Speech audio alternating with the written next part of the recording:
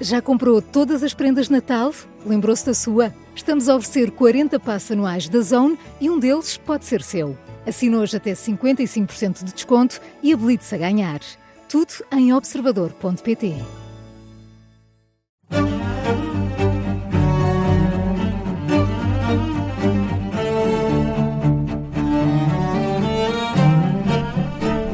Dia 3 de agosto de 2014, quando vi na televisão a derrocada do Banco Espírito Santo.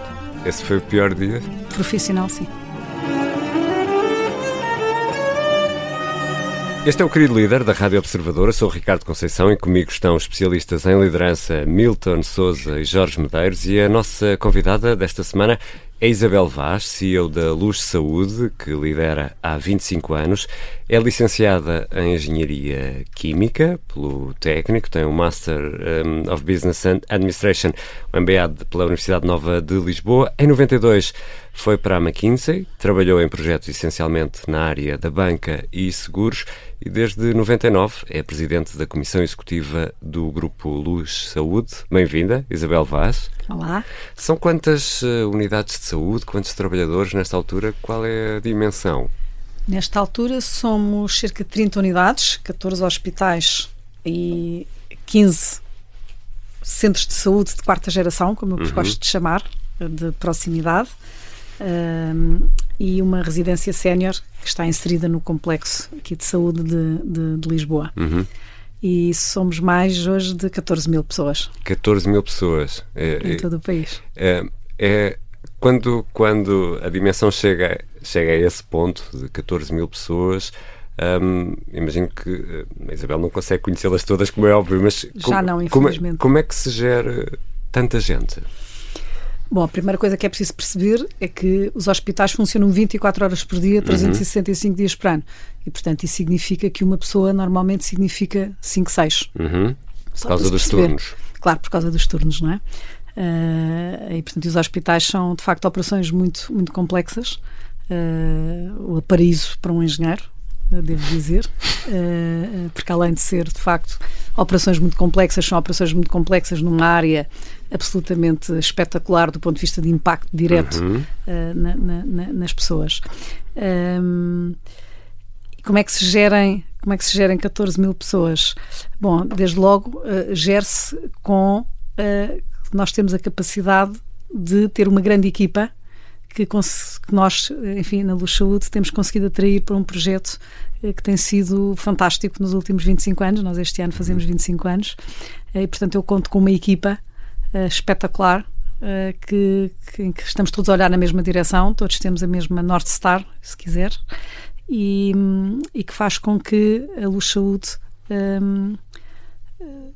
tenha a mesma visão e tenha a mesma modo de implementação em todo o país. Isso tem a ver com alinhamento, tem a ver de facto, com liderança a todos os níveis da organização. E sendo a saúde o setor tão específico e obviamente todos os dias falamos do setor da saúde, do público, do privado, é mais difícil de gerir com toda a carga que o setor da saúde traz do que um outro qualquer negócio?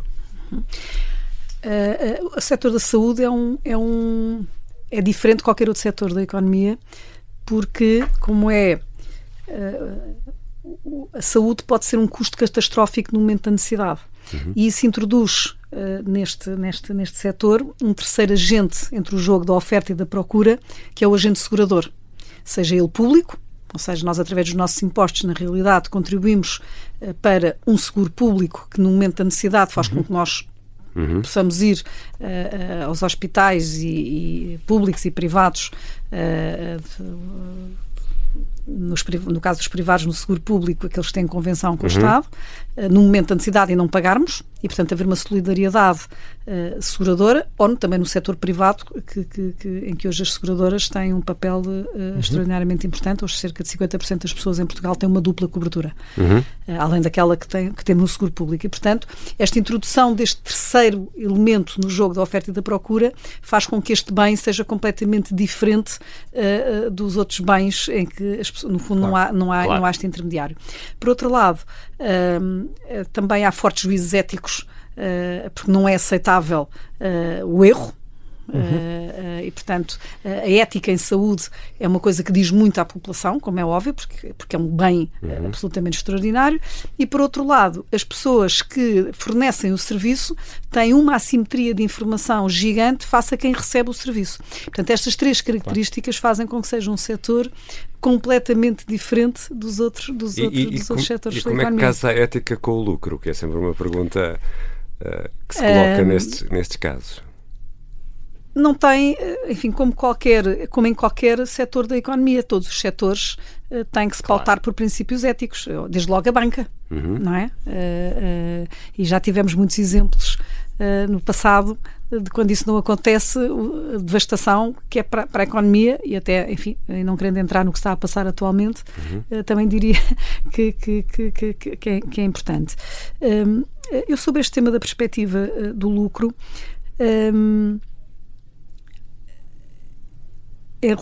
no setor da saúde, eu diria que o setor privado tem um papel muito importante, que é exatamente esse.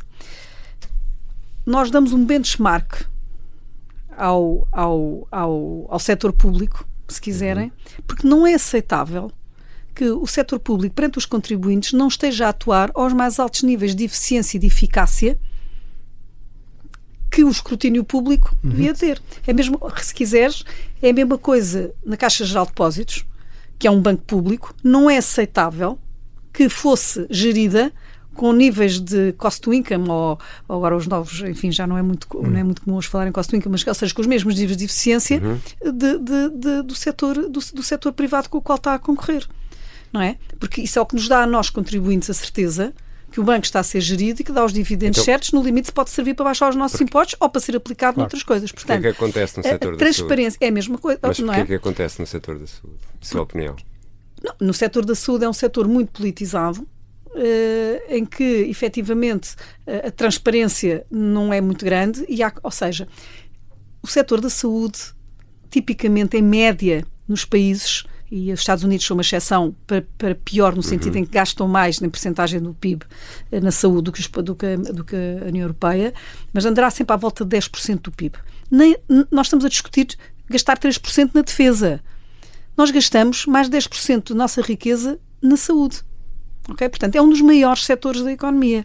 E, portanto, o tema aqui, o lucro de alguém, o prejuízo de alguém é o lucro de outro alguém no setor, porque nós só estamos habituados a falar nisto para a prestação direta de cuidados de saúde, mas o ecossistema de saúde é gigante. Tem toda a indústria farmacêutica, tem toda a indústria de equipamentos, tem toda a indústria de outros sistemas, de tecnologias de informação. Portanto, tudo isto é um ecossistema que tem lucro. Ok? E, portanto, é este check and balance do sistema e toda a gente tem direito a ter a correta remuneração do capital investido e, inclusive, os contribuintes. E, portanto, quando nós falamos de termos lucro, obviamente o nosso lucro tem a ver com remuneração do capital investido. Mas eu, por exemplo, posso dizer que desde que nós fomos fundados no ano 2000, a nossa história com os nossos acionistas, eles nunca retiraram dividendos da empresa, por sempre acreditaram no reinvestimento desse lucro para o crescimento. Portanto, a nossa história é uma história de crescimento e não de cash cow, se quiser. Portanto, ou seja, sempre os nossos acionistas, nós nos últimos 10 anos, o nosso grupo investiu 650 milhões de euros. Porque o nosso acionista acredita na história de crescimento da empresa. Portanto, a mensagem que eu queria aqui deixar é que o check and balance do sistema, portanto, os exemplos que o setor privado dá, quer do ponto de vista de eficiência dinâmica, em linguagem de economistas, que é, no fundo, fazer melhor, com coisa, mas diferente. Que é a chamada eficiência dinâmica, que às vezes para o Estado é mais difícil, porque está a gerir um gigante, não é? E, portanto, o tema da equidade, digamos, ou do one size fits all, põe-se com mais premência no setor público. Portanto, por um lado isso. E, por outro lado, dar os benchmarks de maior eficiência são importantes para o escrutínio público da própria operação pública. Isabel, eu ia trazer aqui, voltando um pouco atrás, uma das premissas, então se calhar começo por esta pergunta. A pergunta é, estamos a concorrer com o Estado. Os privados em saúde deveriam estar a concorrer. Uma coisa é, o Estado não funciona bem, precisa de ser melhorado. Eu diria que se calhar isso não é assunto para ninguém. É um diagnóstico que já toda a gente fez. Mas depois a questão é até que ponto é que os privados e o Estado devem concorrer. Okay. Porquê? Porque quando a Isabel diz, e bem, que o negócio está a crescer a ponto dos acionistas não querem dividendos, é um sinal ótimo, porque quando o negócio paga dividendos aos acionistas, está a dizer, toma lá o dinheiro porque eu não consigo fazer melhor do que tu fazendo a escolha individualmente. Exatamente. Ou seja, tem oportunidades de crescimento para ampliar o negócio, quer dizer que está a correr muito bem. Voltando ao tema, há doenças e há capacidades instaladas que não são lucrativas para os privados. Portanto, a minha pergunta é, devem estar em concorrência ou devem estar em complementaridade e sinergia de tal forma que potencie, mesmo nos casos que não são lucrativos, o paciente, seja ele qual for, consegue ficar coberto? O que é isso não ser lucrativo? Não sei o que é não ser lucrativo. Por exemplo, quando estamos a falar... Eu estou a fazer uma pergunta provocadora. Eu sei. Porque é assim, e vou responder-te. Vamos lá ver. Não há coisas menos lucrativas ou mais lucrativas. Quanto muito há subsidiação cruzada entre coisas, não é? Portanto, tudo depende do preço. As pessoas às vezes têm a ideia errada que as coisas menos lucrativas ou mais lucrativas na saúde prendem-se com complexidade. Neste momento, as coisas mais complexas, por acaso até são as que eu tenho mais margem, porque precisamente há muito pouca gente a fazer e, portanto, a minha capacidade de negociação com as entidades financiadoras é diferente, ou seja, há menos concorrência. Há menos concorrência nas coisas mais complicadas, no setor privado. Consegue passar esse premium para quem paga, seja o provider. Portanto, não há coisa, ou seja, não há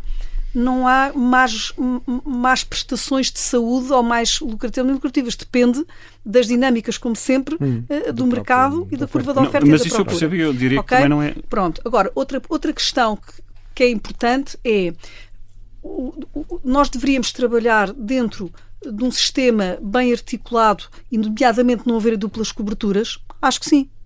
E os países, nomeadamente na Europa, há muitas maneiras de organizar um sistema que, no momento da necessidade, a pessoa esteja segura, portanto, não tenha um custo catastrófico no momento da necessidade e que não haja diferenças, e no modelo social europeu, penso que não há nenhum partido político da esquerda à direita que discorde deste princípio, que é haver uma solidariedade entre os mais ricos pagarem, serem solidários com os mais pobres, ou, no caso da solidariedade pura, que é as pessoas, quando estão bem, estão a pagar às pessoas que estão mal. Okay? Portanto, o princípio segurador, em que aqui há dois níveis de solidariedade, dos mais ricos para os mais pobres e dos saudáveis para os doentes.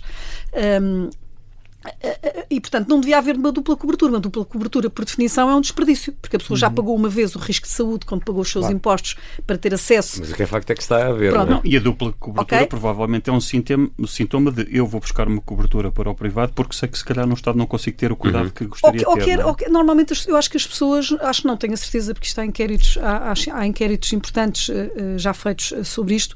Eu acho que só os políticos é que diabolizam este tema e esta dicotomia público-privado. Para ficar claro de toda a minha posição. Eu sei, mas estou só a explicar.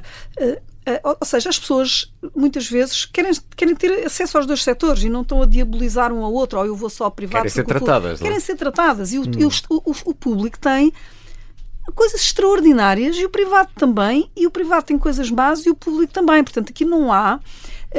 E as pessoas, o público em geral, não diaboliza isso. Basicamente quer ter direito às duas coisas. E aqueles que podem têm direito às duas coisas. Não vou negar que às vezes não possa acontecer problemas de acesso ou até de capacidade de escolher um determinado médico e que isso é mais fácil fazê-lo no privado do que fazer no público. Mas o crescimento do setor privado está intimamente ligado a uma incapacidade de resposta do setor público, nomeadamente na entrada do sistema?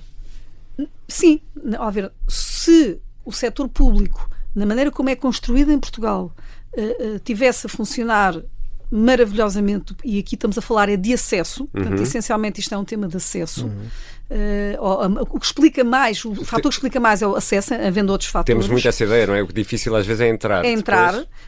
Depois às vezes tem a ver com, como eu disse, capacidade de escolha de um determinado médico, ou seja, porque o Estado tende a tratar tudo da mesma maneira.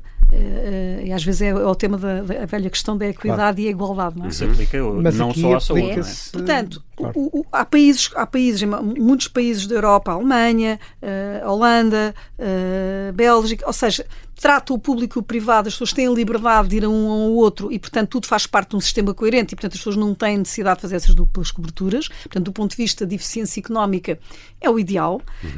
Nós aqui estamos, de facto, a trabalhar com o pagamento por 2 vezes, às vezes o mesmo risco. E, portanto, desde logo aí não é bom.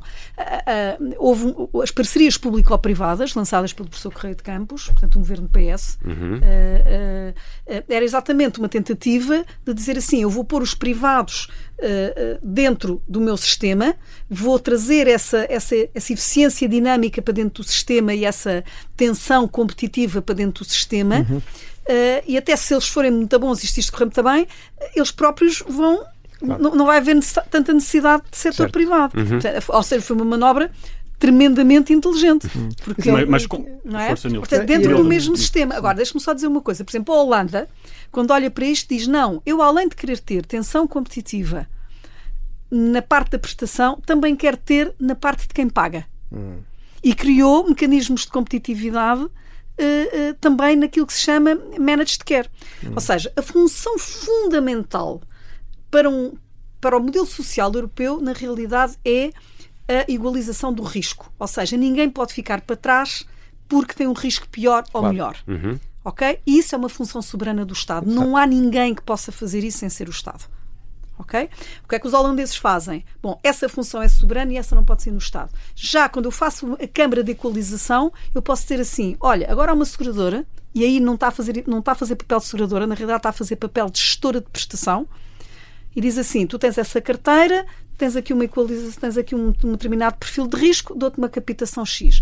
Olha, outra seguradora, vocês têm uma carteira que conseguiram atrair, que tem menos risco, tem uma capitalização inferior, mas a função, no fundo, de ninguém ficar para trás porque tem um risco diferente, essa é uma função do Estado. Portanto, há muita maneira de matar a pulga, digamos assim. Agora, eu conheço bem, de facto, esse caso em particular, e é de facto uma coisa que me surpreende bastante, é esta permanente luta ideológica. Aquilo que nós observamos nesses países é que há um pragmatismo maior, é a equidade muito assegurada e o papel do Estado ao nível de garantir que as pessoas têm acesso, não a nível da prestação em si, mas parece que em Portugal andamos há anos e anos, e não é só na saúde, é em vários setores, em que estamos permanentemente num debate ideológico e muito pouco prático e pragmático. O que é que falta para ultrapassarmos estas ideologias, às vezes pouco ultrapassadas? Milton, eu já não sei, não é? Porque os privados aceitaram sempre todos os desafios, nomeadamente o do professor Correia de Campos, e tentaram, de facto, mostrar que também dentro do ecossistema público também podiam dar um contributo, e deram. Todos os privados que estiveram presentes nas parcerias público-privadas trouxeram eficiência dinâmica, além da eficiência económica, porque objetivamente pouparam dinheiro ao Estado, mas mais do que isso, trouxeram essa eficiência dinâmica, porque durante essa altura havia comparação, havia dados, a CSS na altura montou uma monitorização entre hospitais que foi importante para todos, porque toda a gente queria, lá está, aquela competição boa e regulada. Todos os grupos trouxeram modelos diferentes e maneiras de fazer as coisas diferentes com que todos aprendemos. Eu própria fui a muitos hospitais públicos aprender modelos que eles tinham. Ainda hoje eu faço isso para o próprio setor privado e, portanto, essa tensão competitiva é importante. É importante, acho que ninguém hoje em dia, no pleno século XXI, podemos questionar. Enfim, agora com esta guerra das tarifas, podemos estar a questionar, de facto, se faria sentido um modelo que tínhamos económico global de trazer, no fundo, a globalização, de trazer, de facto, os melhores, não é? E essa competição, portanto, hoje até isso está a ser questionado de forma bastante agressiva, mas acho que é evidente que essa tensão competitiva é importante. O setor privado também profissionalizou-se. O setor privado, nos últimos 25 anos, tem grandes grupos privados altamente profissionais a trabalhar no setor, com hospitais muitíssimo bons, portanto eu já não sei o que possa responder, não é? Porque há muita confusão, muita luta ideológica, muito este tipo de pergunta do lucro e que nós não queremos tratar as coisas complexas ou que não são, ou seja... E agora este momento de campanha eleitoral seria uma boa altura para voltar a discutir todas essas questões? Eu não sei se as campanhas eleitorais têm servido para...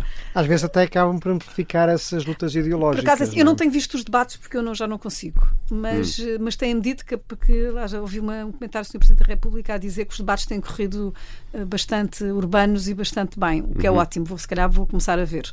Mas não tem sido possível, de facto, fazer esse debate porque há um enviesamento sempre as pessoas confundem financiamento com a prestação, aquela conversa, se não der lucro vocês não querem ver e vão-se embora. E o que é que aconteceria aos hospitais públicos se por acaso o Estado também não pagasse? Mas não é preciso pagar ordenados e pagar aos fornecedores, quer dizer, esta visão... É só aumentar os impostos. Esta visão idílica não, tudo tem um custo, como é evidente, não é? E é como a conversa agora do investimento na defesa. E porquê é que não falam assim? Olha, nós vamos ter que, como país, ter que se calhar agora investir mais na defesa. Não sei, não sou especialista disso, mas se tiver que ser, se calhar o que temos que estar a discutir não é deixarmos de ter o Estado Social, se calhar é sermos mais eficientes no Estado social, no Estado Social. E é isso que eu estou a querer dizer.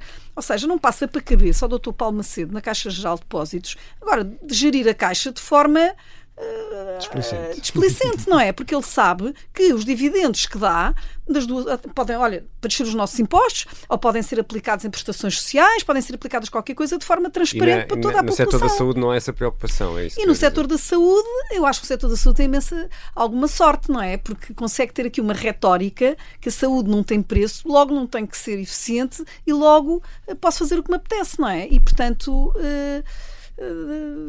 tem que aprender a ser como o Dr. Paulo Macedo, que aliás foi um dos melhores ministros da saúde do nosso país por algum motivo. Isabel, vamos falar um pouco também da sua carreira e de liderança. A Isabel chegou a fazer investigação, foi pouco tempo, decidiu que por ali não dava. O que aconteceu? Eu quando acabei o curso de Engenharia, portanto é em 1990, fui desafiada para fazer investigação no IBET, que estava a começar na altura, era um novo projeto de investigação, e comecei por aí, mas rapidamente percebi que de facto não era a minha praia.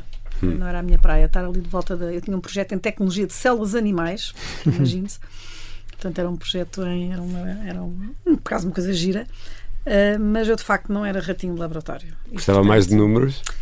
Nem era de números, eu gosto mesmo de pessoas. E portanto, aquilo passar ali os dias de volta das células não era para mim, de facto. E ainda que me diverti imenso e foi importante para mim, todas as experiências da minha vida serviram para alguma coisa. E ter estado ali no meio de investigadores fora de série e aprender o método científico, o método de investigação, hoje é muito importante para mim, para compreender, por exemplo, os médicos em investigação ou a investigação que fazemos no grupo. Portanto, todas as experiências são importantes. Só que na altura tive um desafio, de facto, para ir para a McKinsey. Estamos nos anos 90, os anos 90 são uns anos absolutamente fantásticos em Portugal, do ponto de vista de desenvolvimento económico, todas as grandes famílias estavam a voltar, portanto estava um processo de transformação gigante na economia e a McKinsey estava no centro disso tudo, não havia ninguém que não contratasse a McKinsey para processos transformacionais da economia na altura. E foram 7 anos magníficos que tive lá. E foi assim que começou depois a minha carreira. Tive sempre o bichinho dos hospitais, porque eu sou filha de médico, portanto, basicamente cresci sempre no meio de médicos e das problemáticas hospitalares e das discussões hospitalares e das discussões da saúde. Qual era a especialidade do seu pai? O meu pai era cardiologista e portanto, tive sempre um bocadinho esse bichinho. E, portanto, quando fui convidada, na época, pelo Grupo Espírito Santo e pelo Ricardo Salgado, para começar o projeto, para, no fundo, ser uma startup dentro do Grupo Espírito Santo, e uma startup com o pescocinho quente do grande grupo, que era o Grupo Espírito Santo na altura, foi de facto uma coisa absolutamente espetacular na minha vida. E depois, com o ruir do Grupo Espírito Santo, como é que lidou com essa parte? Olha, há uma coisa muito importante que é, eu tive, na altura era a Espírito Santo Saúde, foi de facto uma startup, e é uma empresa que nós fomos muito bem tratados sempre, e tínhamos uma empresa muito boa, uma empresa espetacular, e portanto é o chamado, nunca fomos apanhados a nadar, como é que se diz, sem calções, não é? E nós fizemos um movimento naquela altura que foi, quando nós percebemos que o grupo, a situação estava muito complicada, nós fizemos uma entrada na Bolsa de Valores, e a estratégia da minha equipa foi termos um preço de mercado, portanto não estarmos depois sujeitos às confusões que ainda hoje estamos a resolver. Claro. Portanto, nós tínhamos um preço de mercado, sujeitámos ao escrutínio do mercado de capitais, o que foi uma coisa muito divertida na altura, apesar de, quer dizer, agora digo isto na altura, mas na verdade foi uma experiência enriquecedora, e que nos permitiu, no fundo, depois termos estado debaixo de um processo que foi altamente competitivo, desde a maior seguradora americana nos querer comprar, ao nosso principal concorrente nos querer comprar, também muito nos honrou, e foi de facto momentos de espetaculares. O que é que isto quer dizer? Nós temos de estar sempre preparados, e hoje aqui já se falou sobre isso. A resiliência é uma coisa muito importante, e a cabeça fria é uma coisa muito importante. Eu sou uma pessoa apaixonada, super intensa daquilo que faço, mas sou muito fria, muito cerebral. Como é que consegue conciliar as duas coisas? Olha, pois não sei. Não sei, mas a verdade é que sou. Por regra, uma pessoa é uma coisa ou é outra, não é? Não, mas é isso que eu quero dizer, é que não. Eu sou uma pessoa muito apaixonada por aquilo que faço, ou seja, o meu coração arde por esta empresa, adoro pessoas. Se quiserem, a minha principal função é descobrir o superpoder de cada pessoa que trabalha comigo e pô-la ao mais alto nível, porque eu já não estou preocupada com o meu desenvolvimento pessoal, eu estou preocupada com o desenvolvimento dos outros, mas ao mesmo tempo sou extraordinariamente pragmática e sou muito fria e muito cerebral. Eu demoro muito tempo a pensar nas coisas, eu estou sempre a pensar, e sou muito curiosa, e sou uma pessoa que está sempre a estudar, e sou muito fria, de facto.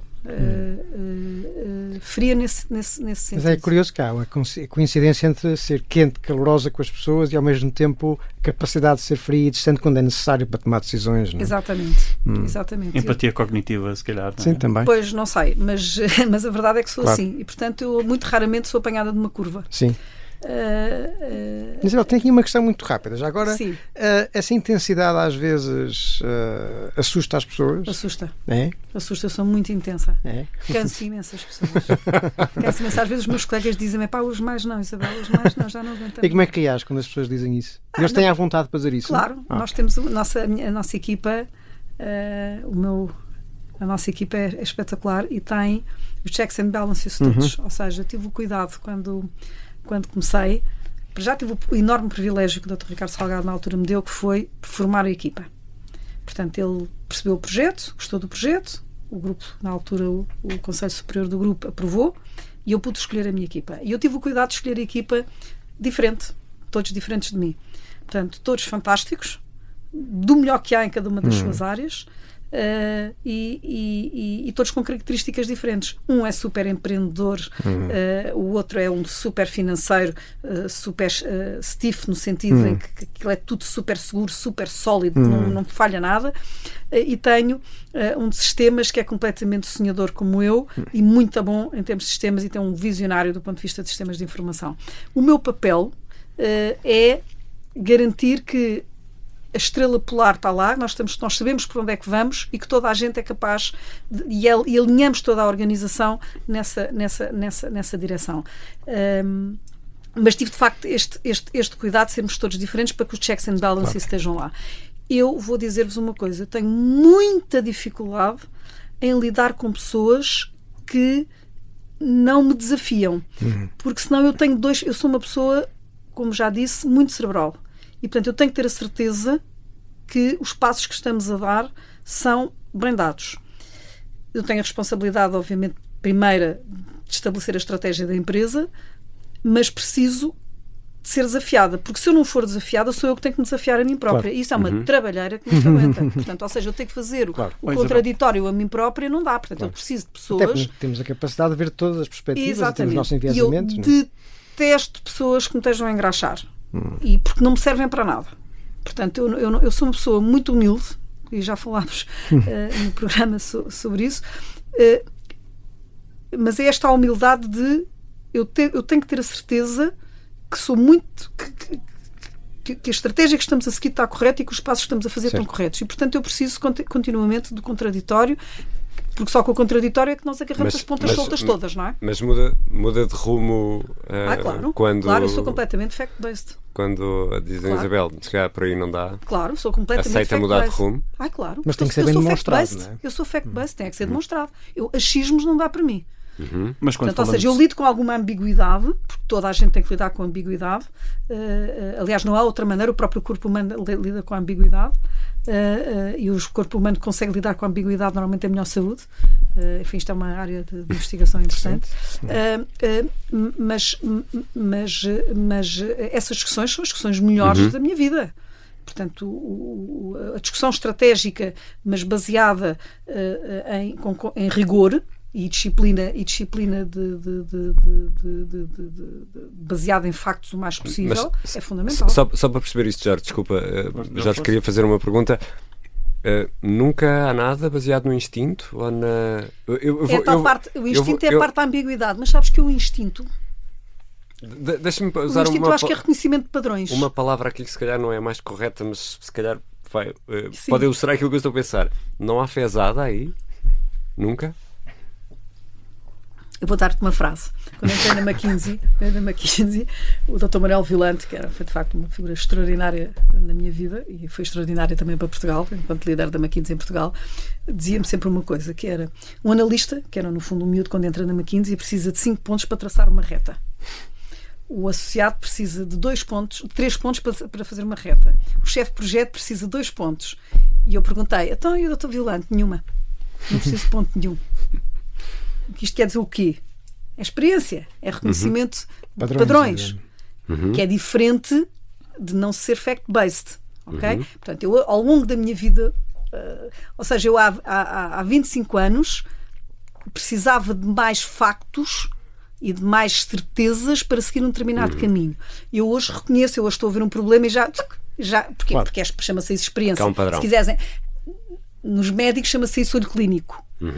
Ok, mas não é outro dia. Anos e anos e anos de verem as coisas de uma determinada maneira. É um conhecimento tácito que às vezes nem conseguimos identificar. Exatamente. Eu costumo chamar isso o sistema neuronal. Não é? Agora a inteligência artificial devia explicar algumas coisas disso, mas quer dizer, são as capacidades que as pessoas têm com a experiência ao longo da vida de conseguirem reconhecer padrões e serem mais seguras a fazer uma determinada coisa. Mas aqui, para quem nos ouve, temos de ter um enorme cuidado com esta história dos reconhecimentos de padrões e da intuição. A intuição pode ser desenvolvida, não quer dizer que exista, mas pode ser desenvolvida quando temos uma estrutura que nos dá um feedback tão regular e tão imediato. Exato. Que eu, com toneladas de iterações, consigo desenvolver isto. Tipicamente os desportos, tipicamente a música, certo. Tipicamente o xadrez, etc. É isso mesmo. Agora, quando estamos a falar a um nível estratégico em que não há decisões, há coisas em que com certeza conseguimos desenvolver isto, mas quando o nível estratégico da decisão é complexo e eu se calhar tenho uma decisão e depois tenho outra que tem as variáveis já mudarem, é um sistema diferente, há um risco muito grande. Obviamente não estou a falar aqui do caso da Isabel, estou a falar para quem nos ouve e para quem pensa a liderança, cuidado com a história da experiência, porque se me perguntarem, eu tenho muita experiência a conduzir o meu carro, eu conduzo o meu carro há 20 anos, todos os dias pratico, mas estou a conduzir pior. Portanto, não é pela experiência que tem de ser uma experiência qualificada. Na literatura científica chama-se isto deliberate practice, ou seja, uma prática direcionada que nos permite o feedback fiável e imediato. O feedback é fiável, mas não é imediato. Já perdeu uma enorme parte do valor. O feedback é imediato, mas é uma opinião e é um achismo. Não serve de nada também. Portanto, fica aqui esta nota. Isso mesmo. Estou 100% de acordo. Estava-me a lembrar aqui, já agora, falamos aqui muito ao de leve sobre inteligência artificial ainda agora, não é? E aquilo que estava a dizer, de facto, é muito conhecido, muito daquilo que foram os primeiros passos da inteligência artificial, era a IA simbólica, e em que se tentava programar, exatamente, tentava-se programar dentro da máquina o conhecimento humano, né, para depois essa máquina replicar esse conhecimento. E há um paradoxo, que eu acho que é o paradoxo Polanyi, que diz precisamente que nós nem sabemos aquilo que sabemos, e portanto era impossível programar uma máquina com coisa que nós nem sabemos de onde é que vem. E portanto este conhecimento tácito é algo muito humano, que nem sempre é fácil de programar. Né? Mas eu gostava, se me permitem, gostava só de dizer uma coisa relativamente também a isto.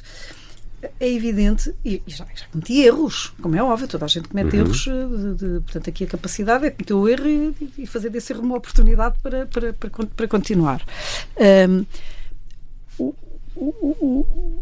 Portanto, a experiência estratégica tem que vir também com alguma audácia. Okay? Portanto, o que nós fizemos há 25 anos atrás foi ser audazes. Nós éramos 4 miúdos com 30 anos. E não havia dados históricos. Não havia histórico. Nós estávamos a olhar para o setor da saúde de uma forma como nós vinhamos de fora do setor da saúde, que foi uma vantagem enorme. Portanto, eu não fazia a mais pequena ideia dos lobbies, das questões, de quem é que só odiava. Eu não fazia a mais pequena ideia. Portanto, nós olhámos, a minha equipa olhámos. Hoje já sabe. Hoje já sei. O que já é uma variável que pode retrair um pouco. Retrai, não é? Sim. Pronto. Retrai, mas ao mesmo tempo informa, não é? Exatamente. Portanto, nós há 20 anos não fazíamos a mais pequena ideia. Eu lembro-me de estar, uma vez no auditório da Ordem dos Médicos, disse uma coisa fatal para os médicos na altura, hoje já não é assim, que era dizer que um hospital era uma fábrica. Tive quase a apanhar com uma coisa na cabeça e eu disse aquilo com maior... à vontade, não é? Porque eu sou engenheira, portanto, ou seja, aquilo para mim de facto é e tem que ser encarado como tal. Eu não tinha sequer, na altura, não tinha a capacidade de perceber que aquilo era uma... Eu lembro na altura o professor José Requete, que era o médico que nos acompanhava neste início do projeto, olhar para mim com ar horrorizado. O que é que ela foi dizer, meu Deus? Isabel, nós falamos aqui no episódio anterior da importância das palavras e da forma que o Ricardo fez esta pergunta. Aqui está um exemplo de uma pessoa que está a trazer uma imagem que vai ajudar à discussão e que quer contribuir para a discussão, mas ativa os interruptores errados. Exatamente. Mas isto para dizer o quê? É preciso ser bold também, ou seja, na altura, nós aos 30 anos não se tem medo de nada, não é? E eu aos 30 anos eu não tinha medo de nada.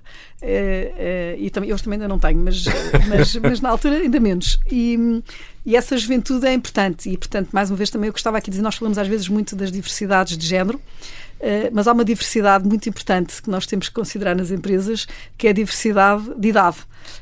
Porque nós, quando somos mais novos, temos de facto mecanismos de desafio e mecanismos de boldness, ou seja, de ousadia, não é? Que são importantes, não é? E isso também faz parte dos checks and balances. E eu gosto desse desafio. Eu adoro a coragem para aceitar quem nos desafia assim. Exato, claro, mas isso lá está. Mas isso prende-se também com uma característica que eu acho que é importante que a liderança tem que ter, que é a segurança.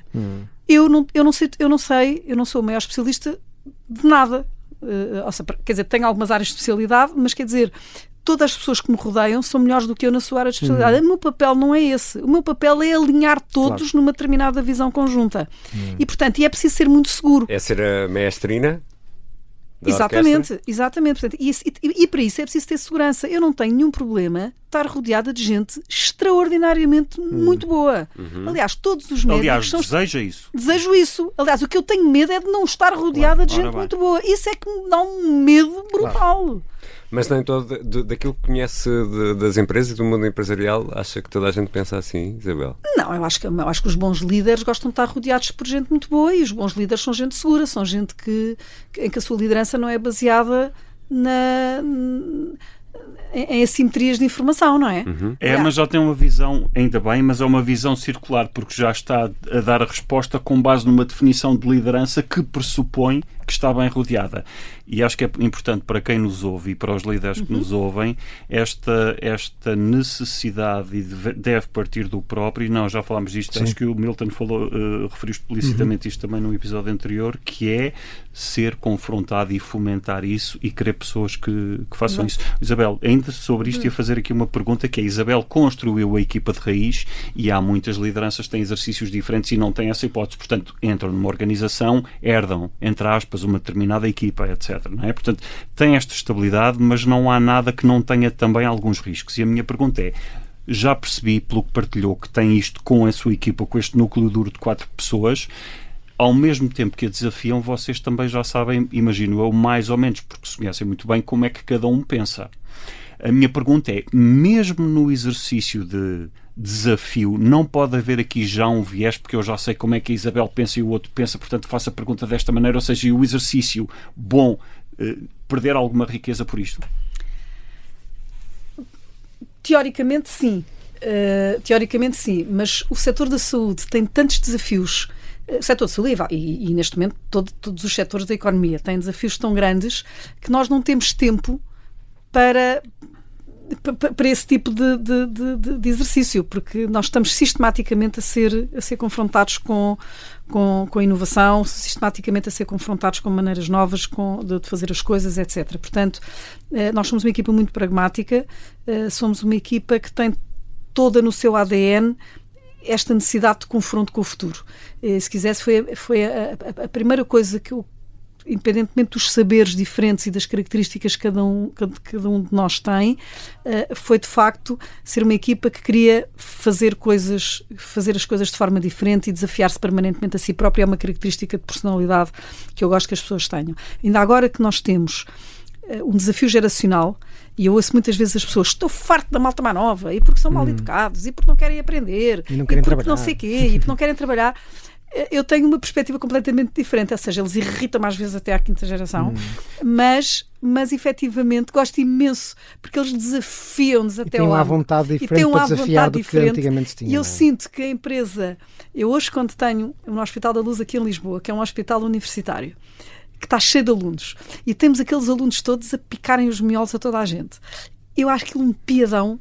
E mesmo sem ser os alunos, vamos supor que não era um hospital universitário e não tinha alunos, sim, mas tinha a sua estrutura. A pergunta é, como é que faz a cascata para baixo de as pessoas desafiarem as suas próprias chefias, isto até lá abaixo? Como é que consegue garantir que essa cultura, esse conjunto de comportamentos é implementado e não há o receio? A cultura organizacional é fundamental. Portanto, e eu sou muito presente, não é? Portanto, as pessoas olham para mim e veem-me como uma pessoa, eu trato toda a gente por tu, ando lá para dentro do hospital, portanto, toda a gente tem maior à vontade para me dizer tudo o que quer, e não é tudo o que quer no sentido de falta de educação, mas tudo o que quer no sentido de construtivamente, claro, ou de coisas que é preciso melhorar, e eu ouço as pessoas. E, portanto, esta cultura vai-se desenvolvendo. Agora, também gostava de fazer aqui um ponto, os hospitais são estruturas extraordinariamente complexas e a saúde, a medicina, é extraordinariamente difícil, não é para brincar. Não dá para brincar, não dá para facilitar. Claro. E, portanto, há muitos níveis de liderança. Por exemplo, eu lembro quando foi da Covid-19, eu tive nessa altura uma liderança muito mais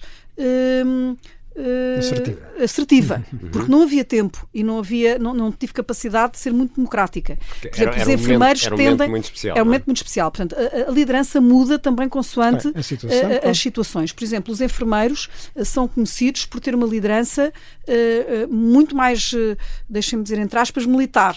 E é fundamental que assim seja, porque se eu fosse só com a liderança dos médicos, que são os criativos por definição, que estão sempre a quebrar, não é regras, mas estão sempre a quebrar maneiras, porque são inovadores na sua essência, e têm uma pressão gigante, os hospitais eram um desastre. Portanto, ou seja, mais uma vez, são os checks and balances na próprio estilo de liderança.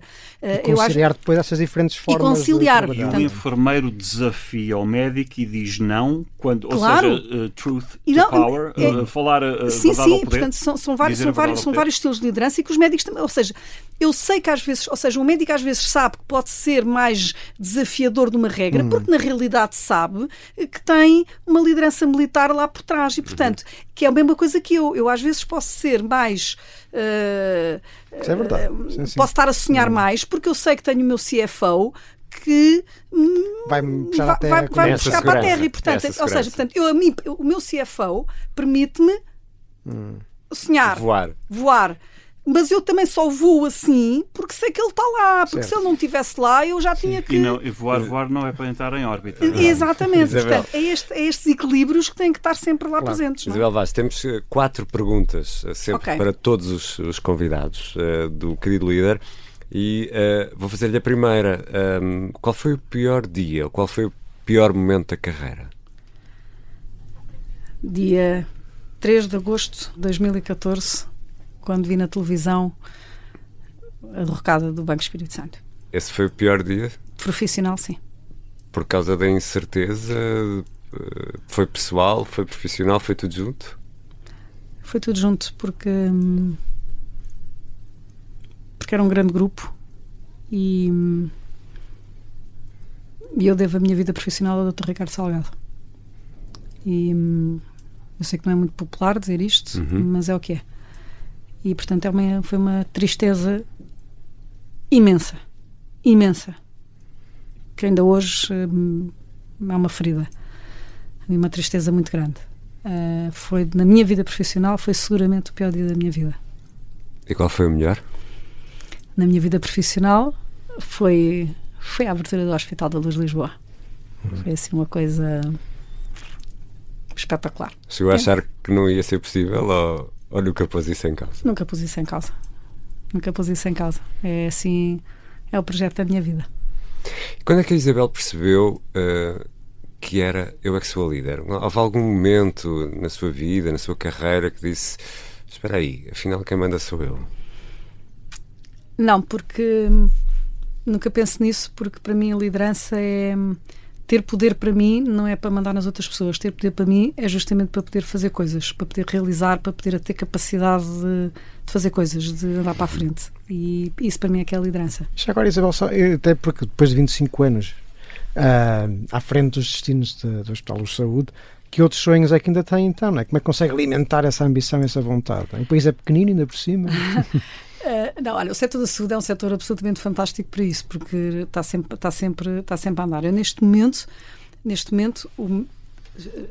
em parceria com a Universidade Católica, portanto, o meu objetivo é consolidar o Hospital da Luz e o Grupo Luz Saúde como um prestador de ensino para formar as próximas gerações de profissionais de saúde. E não estou a falar de médicos, estou a falar de todos os profissionais de saúde num ambiente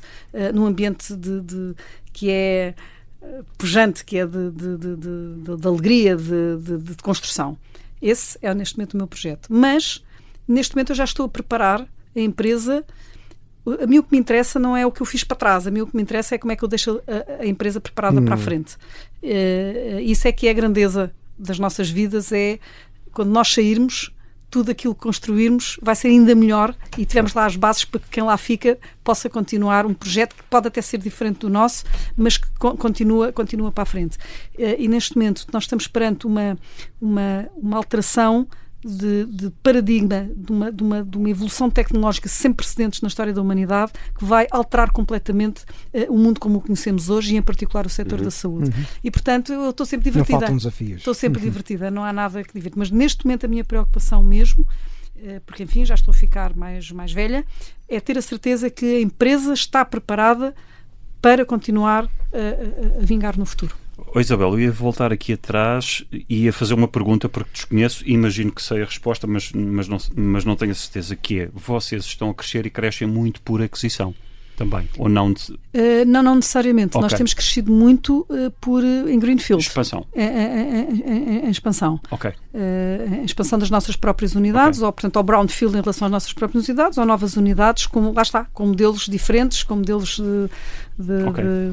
E agora, para quem nos ouve, porque falou aqui num tema que é o tema do alinhamento, e o tema do alinhamento muitas vezes é maltratado porque pode ser interpretado como quem manda também dá o alinhamento e os outros seguem a bitola. Portanto, a ideia, e já percebemos aqui que não é isso, porque tem este espaço com as suas pessoas, mas é mais no sentido de inovação. Quando faz esta expansão, ou se decidirem comprar uma outra unidade, ou uma clínica, ou seja o que for, como é que vocês conseguem garantir que, ao mesmo tempo que mantém uma cultura que já provou que é eficaz, tem também o espaço aberto para quem faz as coisas de forma diferente, e como é que isso depois é interiorizado numa estrutura que já é uma estrutura com alguma inércia? Certo.